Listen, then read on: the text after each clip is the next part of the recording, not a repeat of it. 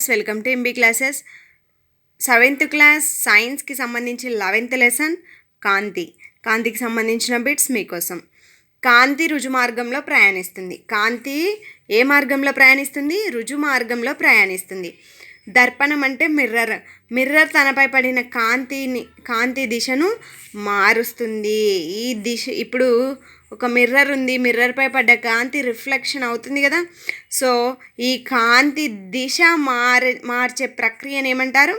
కాంతి పరావర్తనం చెందింది అంటాం. కాంతి పరావర్తనం చెందింది, రిఫ్లెక్ట్ అయింది. చూడండి, వస్తువులపై పడిన కాంతి పరావర్తనం చెంది మన కంటికి చేరినప్పుడు ఆ వస్తువు అనేది కనపడుతుంది. ఓకే, సమతల దర్పణం ఏర్పరిచే ప్రతిబింబము ఎలా ఉంటుంది? నిటారు ప్రతిబింబము మరియు వస్తువుతో సమాన పరిమాణం కలిగి ఉంటుంది. సమతల దర్పణం నందు ఒక వస్తువు యొక్క ప్రతిబింబము నిటారు ప్రతిబింబము మరియు ఆ వస్తువుతో సమాన పరిమాణం గలది ఉంటుంది. ఒక సమతల దర్పణంలో ప్రతిబింబము దర్పణానికి వెనుక వైపున ఏర్పడుతుంది. ఎక్కడ ఏర్పడుతుంది? వెనుక వైపున ఏర్పడుతుంది. అది నిటారుగా సమాన పరిమాణంలో ఏర్పడుతుంది. సో ప్రతిబింబం నుంచి దర్పణానికి గల దూరము వస్తువు నుండి దర్పణానికి గల దూరానికి సమానము. ఇప్పుడు ఏదైనా ఒకటి చెస్ బోర్డు ఉందనుకోండి, చెస్ బోర్డులో లైన్స్ చెక్స్ ఉంటాయి కదా, ఈ విధంగా ఉన్నాయనుకోండి చెస్ బోర్డులో చెక్స్. ఓకే, ఏదైనా ఒక నేను ఇక్కడ ఏం చేస్తున్నాను, ఇక్కడ మిర్రర్ పెట్టాను, ఇది మిర్రర్ అనుకోండి. ఈ మిర్రర్లో ఏ విధంగా కనిపిస్తుంది? ఈ మిర్రర్లో చెస్ బోర్డు మొత్తం చెస్ బోర్డు ఏ విధంగా ఉందో ఆ విధంగా కనబడుతుంది కదా. సో 2 లైన్ల మధ్యలో నేను ఒక వస్తువుని, ఒక రబ్బర్ని ఉంచాను. ఆ రబ్బర్ యొక్క ప్రతిబింబము ఈ మిర్రర్లోని చూడండి, సమాన దూరంలో సమాన సైజులో ప్రతిబింబం కనపడుతుంది. ఇక్కడ బిట్ ఏమంటున్నారంటే ప్రతిబింబం నుంచి దర్పణానికి గల దూరము, డిస్టెన్స్ ఉంది కదా, అది వస్తువు నుండి దర్పణానికి గల డిస్టెన్స్ సమానం అన్నమాట. ఆ విధంగా ప్రతిబింబం అనేది సమతల దర్పణంలో ఏర్పడుతుంది. చూడండి, మీరు ఒకసారి ట్రై చేయండి. దర్పణంలో ఎడమ కుడిలాగా అనిపిస్తుంది. మనము ఒక మనిషి మిర్రర్ దగ్గరికి వెళ్ళి చూసుకుంటున్నామంటే మీ కుడి చేతిని లేపండి, అందులో అద్దంలో ఎడమ చేతి లాగా కనిపిస్తుంది కదా, అదనమాట. అందువలన అంబులెన్స్ అనే పదాన్ని రియల్ వ్యూ మిర్రర్లో కరెక్ట్గా కనిపిస్తుంది ఈ విధంగా. అందుకని మనం అంబులెన్స్ మీద ఈ విధంగా రాయడం జరుగుతుంది. ఉల్టా రివర్స్లో రాస్తే రియల్ వ్యూ మిర్రర్లో కరెక్ట్గా కనిపిస్తుంది అన్నమాట అంబులెన్స్ అనే సింబల్. అందుకని ఈ విధంగా రాస్తారు. ఎప్పుడైనా అబ్జర్వ్ చేయండి అంబులెన్స్ని.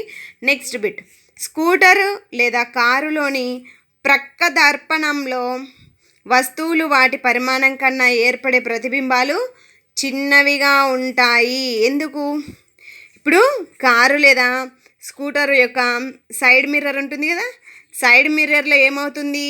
ఎంతో చిన్న ఉంటుంది మిర్రర్, కానీ మొత్తం వెనకల కనపడే మొత్తం పార్ట్ని చిన్నదిగా ఆ రియర్ వ్యూ మిర్రర్లో కనిపించడం జరుగుతుంది.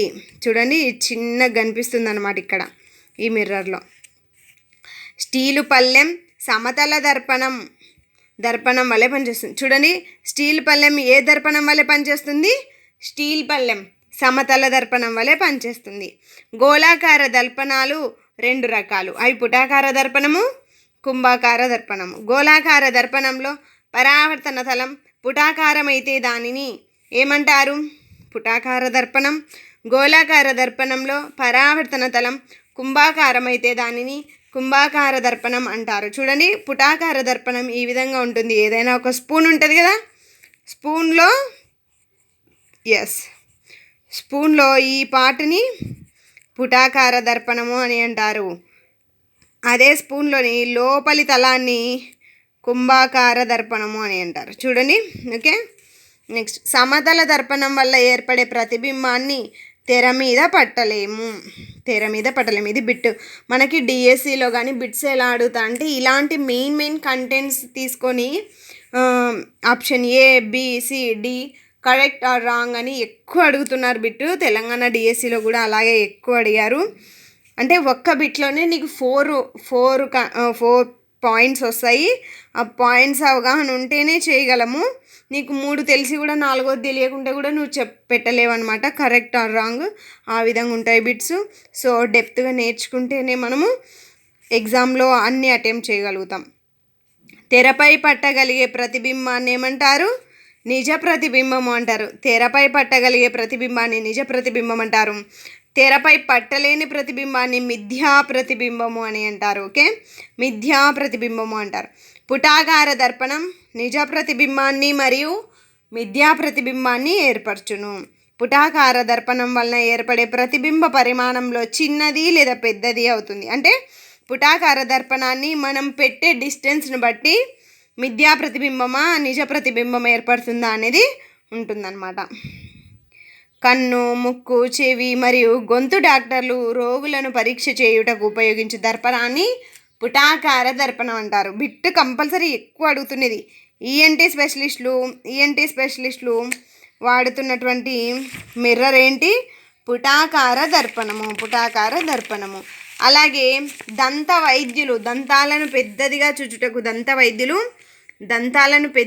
చూచుటకు ఉపయోగించే దర్పణం ఏంటి? పుటాకార దర్పణము. ఎస్. మరి టార్చ్ లైట్లలో, కార్లు, స్కూటర్లు, హెడ్ లైట్లలో పరావర్తకాలు ఏంటివి? పుటాకారంగా ఉంటాయి. ఏ విధంగా ఉంటాయి? పుటాకారంగా ఉంటాయి. అలాగే రియర్ వ్యూ మిర్రర్ వాడే దర్పణము కుంభాకార దర్పణం. రియర్ వ్యూ మిర్రర్ ఏం చేస్తుంది? చిన్నదిగా చూపిస్తుంది కదా, దూరంగా ఉన్న వాటిని చిన్నవిగా చూపిస్తుంది. సో అది కుంభాకార దర్పణం యూజ్ చేస్తాం రియర్ వ్యూ మిర్రర్లో. కుంభాకార దర్పణాల ప్రతిబింబాలు చిన్నవిగా ఉంటాయి, అదే కదా. మరియు నిజ ప్రతిబింబాలు ఎలా ఉంటుందో అలాగే చూపిస్తుంది అన్నమాట కుంభాకార